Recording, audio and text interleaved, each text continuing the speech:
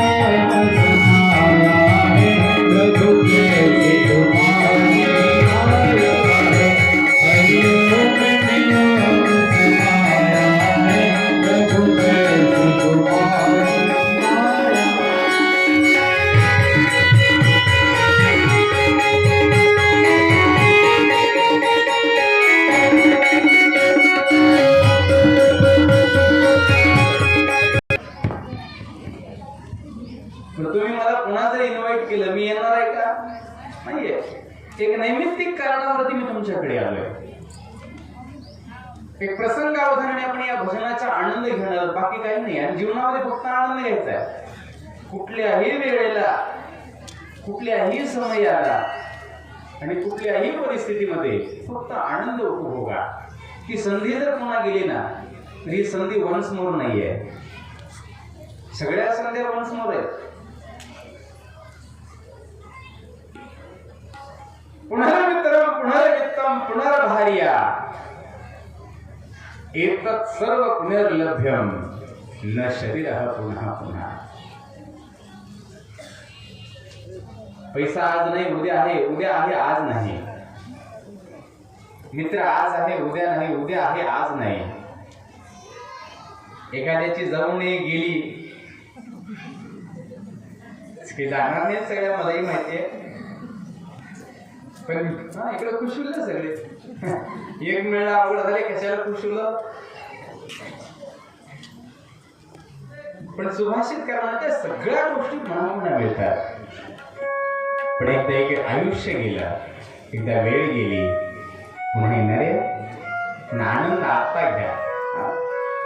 आता जरी आज कोणाला नाही जमलं ना, उद्याही आपण 5-10 मिनिट संकीर्तन करू. पण उद्या थोडं वेगळ्या पद्धतीने करू, कारण की 2-3च राऊंड होऊ लागले, बाकी सगळे तसेच थांबायला लागले. उद्या लाईनीत आपण पद्धतीनं लाईन पद्धत करू. लाईन पद्धत सगळ्यांना पाऊल खेळता येईल, सगळ्यांनी आनंद घ्यावा. दररोज जो माणूस 1000 टाळी वाजवतो त्याला स्किन प्रॉब्लेम नाही, त्याचं पाचन तंत्र बिघडत नाही, त्याला बद्धकोष्ठता नाहीये, त्याला त्वचा रोग नाहीये, त्याला कधीही ब्लॉकेज नाहीये, त्याला कधी हार्ट अटॅक नाहीये. अहो योगा प्राणायामध्ये काय शिकवलं जातं हे शिकवलं जातं ना.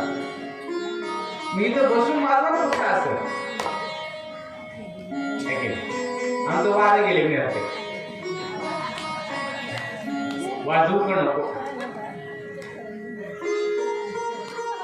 मन मोकळ्या पद्धतीने भजनाचा आनंद घ्या. असो ब्रह्मदेवाने चराचर विश्वासाठी कामदेवरतीचा विवाह केला. दोघेही स्वस्थानी निघून गेले. सगळे संकल्पित सगळे पुत्रही निघून गेले. ब्रह्मदेव आणि संध्या हे दोघेच तिथे आहेत. ब्रह्मदेव ही आपल्या आसनावरती विराजमान झाले. संध्या तिथेच उभी होती. संध्या संकल्प करते, बाबा तुम्ही मला निर्माण केला, तुम्ही मला जन्म दिला, तुमच्या संकल्पातून माझा जन्म झाला, तुम्ही एवढं सुंदर मला शरीर दिला, पण या शरीरामुळे माझ्याच भाऊबंधामध्ये विकृती निर्माण झाली. म्हणून या शरीराला मी अग्नी समर्पित करणार आहे, मी अग्नी प्रवेश करणार आहे, या देहाला मी इथं संपवणार आहे. ब्रह्मदेव म्हणतात, मुले असं योग्य नाहीये. झालं ते झालं, विसरून जा, जीवन नव्यानं उभं कर. पण संध्या मात्र संकल्प करते, नाही बाबा, ज्या शरीराने माझ्या आप्तांचा घात केला असेल ते शरीर मी ठेवू शकत नाही आणि मी तपश्चर्या करणार आहे. पण हा देह संकल्पित करून अग्निप्रवेश करण्याच्या अगोदर माझा एक संकल्प असेल की इथून पुढे या सृष्टीमध्ये जेवढे जीव जन्माला येतील ते तरुण अवस्थेमध्ये येणार नाहीत. कारण की तरुण अवस्थेमध्ये जो जीव जन्माला येतो तिथे प्रेम, वात्सल्य, करुणा, दया, मातृत्व या भावना राहणार नाही. आणि या भावना जर नसतील तर त्या जगण्याचा अर्थ नाहीये. म्हणून एक नियम मी करणार आहे भगवंताच्या कृपा प्रसादातून, त्याच्या वरदानातून, की या जन्माला 4 पद्धतीच्या अवस्थेमध्ये विभागलं जाईल. बाळ ज्या वेळेला जन्माला येईल त्यावेळेला शिशु रूपाने येईल. आईचं दुग्धपान जोपर्यंत करत आहे तोपर्यंत तो शिशु असेल. ज्या वेळेला अन्नाचं प्राशन करेल तेव्हा तो कुमारी अवस्थेमध्ये येईल. 9 ते 10 वर्षाचा कार्यकाळ त्याचा कुमारी अवस्थेचा असेल आणि 11-12 वर्षाच्या नंतर त्याच्या तारुण्याची सुरुवात होईल. आणि या तिसऱ्या चरणामध्ये, या तिसऱ्या अवस्थेमध्ये ज्यावेळेला एखादी प्राणी म्हणजे व्यक्ती जाईल, जीव जाईल, ते स्त्री किंवा पुरुष, त्यावेळेला त्याच्यामध्ये कामाची निर्मिती होईल आणि मग तो आपल्या प्रपंचाला करण्यासाठी, साधण्यासाठी कार्य करेल. आणि मग शेवटचं जे त्याचा आश्रम असेल किंवा शेवटचं जे जीवन असेल ते वार्धक्य असेल. या चतुर्थ पद्धतीच्या धर्म आश्रमामध्ये शरीराच्या या नियमांमध्ये याला विभागलं गेलं. सती संध्या निघालेली आहे. देवी सती संध्या निघाली तपश्चर्येसाठी. ब्रह्मदेवाला लक्षात आलं. ब्रह्मदेवाने आपली मानसपुत्र वशिष्ठांना आज्ञा केली, संध्या तपश्चर्या करण्यासाठी जाणार आहे, तिला तपश्चर्याचा योग्य मार्ग सांगा. तुम्ही गुरु होऊन त्यांचा अनुग्रह करा, तिला मार्गदर्शन करा आणि तिच्या संकल्पाला सिद्ध प्राप्त व्हावी, सिद्धी प्राप्त व्हावी, फळ प्राप्त व्हावं असा आशीर्वाद द्या. वशिष्ठांनी ब्रह्मदेवाची आज्ञा घेतली आणि संध्येला वनामध्ये गाठलं. संध्येला योग्य पद्धतीचं मार्गदर्शन करून ती भगवान सदाशिवाच्या प्रार्थना अर्चनेला लागली. सुंदर साधना झाली. त्या साधनाची फलश्रुती भगवान सदाशिव तिला वरदान देण्यासाठी उपस्थित झाले. भगवंतांनी वर विचारलं. त्यावेळेला संध्येने आपल्या मनातली भावना व्यक्त केली, देवा, जे मी वर मागणार आहे ते तुम्हाला पूर्वीच ज्ञात आहे. ज्याच्यासाठी हा संकल्प केला तो संकल्प मी तुमच्या पुढे ठेवणार आहे. इथून जी मनुष्य योनी जन्माला येईल, जी जीव योनी जन्माला येईल, त्या जीव योनीमध्ये जन्मतः काम निर्माण असू नये, तर त्याला 4 पद्धतीच्या विभागामध्ये विभागलं जावं. जन्मतः जो जीव असेल, तो शिशु असेल, आईचं दूध पान बंद झालं आणि अन्नप्राशन चालू झालं की तो कौमार्य अवस्थेमध्ये येईल आणि 10 वर्षाच्या कौमार्य अवस्थेनंतर त्याला तारुण्याची सुरुवात होईल. त्यावेळेला त्याच्यामध्ये काम निर्माण व्हावा व त्यांनी ही प्रकृती चालवावी अशी माझी इच्छा आहे. भगवंत प्रसन्न होतात. संध्या, तुझी हे मागितलीस ना, हे तुझ्यासाठी नाहीये, हे विश्वाच्या कल्याणासाठी आहे. परोपकाराय पुण्याय, तुझी हा परोपकार केलीस ना, याचं पुण्य अमाप आहे आणि त्या पुण्याचं फळ मी तुला जाता जाता देईन. तू ज्या वेळेला इथं योगाग्नी देशील त्यावेळेला तुझं हे शरीर पूर्णपणे या योगाग्नीमध्ये संपेल. तू निजधामाला जाशील आणि पुन्हा एकदा तुझा जन्म होईल. ती अत्यंत तेजस्वी आणि अत्यंत विचारवंत स्त्री असतील. जगातील पहिली पतिव्रता स्त्री म्हणून तुला जगामध्ये मान्यता मिळेल. तू वसिष्ठांची पत्नी होशील आणि त्या पद्धतीने ती वसिष्ठांची पत्नी अरुंधती झाली. जगातली पहिली पतिव्रता स्त्री म्हणून आजही संतांनी, ऋषींनी, महर्षींनी, ग्रंथांनी अनेकांनी तिचं वर्णन केलं. तीच अरुंधती पुढे आता सतीला उपदेश करत आहे, माता सीतेला उपदेश करत आहे, माता पार्वतीला उपदेश करत आहे. जेवढ्या पतिव्रत्या स्त्रिया झाल्या ना, या सगळ्यांना पतिव्रता धर्म काय आहे याचा नियम शिकवत आहे ती माता अरुंधती. जगातली पहिली पतिव्रता आहे आणि तिची कीर्ती आजही आहे आणि त्या नियमाप्रमाणे आजही तुम्ही आम्ही सगळेजण जगत आहोत. काळ पुढे सरकला, काही काळ लोटला, जिकडं तिकडं सगळं वातावरण शांत झालं, पण ब्रह्मदेवाच्या अंतःकरणामध्ये एक सळ मात्र झाली. ती सळ होती अपमानाची. माणसाच्या मनामध्ये कधी सळ राहू नये बरं का. सळ लक्षात आलं ना, पायामध्ये जर एखादी काटा जर रुतला म्हणजे टोचला आणि खुडला की ते सळ म्हणून सतत आम्हाला टोचत राहतात, दुखत राहतात, आम्हाला जाणीव कोणत्या सळ म्हणतात. तसं बऱ्याचशा व्यक्तींच्या मनामध्ये आपल्याच जवळच्या आप्पांविषयी सळ असते. ती सळ पुढच्याला त्रास देत नाही, ती सळ आपणाला त्रास देते. कारण ती सळ आपल्या पायात आहे, आपल्या मनात आहे, आपल्या बुद्धीत आहे, आपल्या विचारात आहे. म्हणून कधी कुणाविषयी सळ मनामध्ये ठेवू नका. आणि असेल तर आज संकल्प करा की आजपासून मी तिच्याविषयी कधी वाईट बोलणार नाही.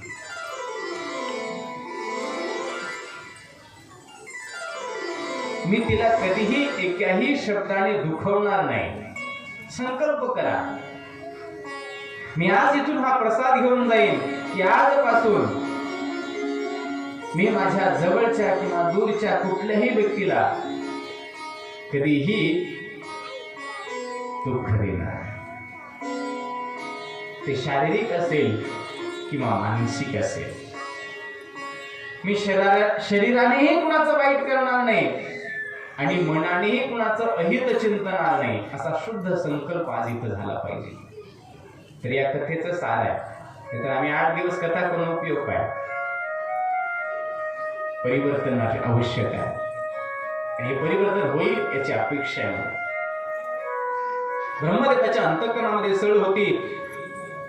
कामदेवामुळे माझी फजिती झाली आणि भगवंताने येऊन माझी फजिती केली. प्रसंग तसा मोठा आहे. चराचर विश्वासाठी भगवंताने प्रत्येक पुरुषाला स्त्रीची आवश्यकता आहे आणि जोपर्यंत एखादी स्त्री पुरुषाच्या जीवनामध्ये नाहीये तोपर्यंत त्याला चतुर्विध पुरुषार्थी साध्य करता येणार नाहीये.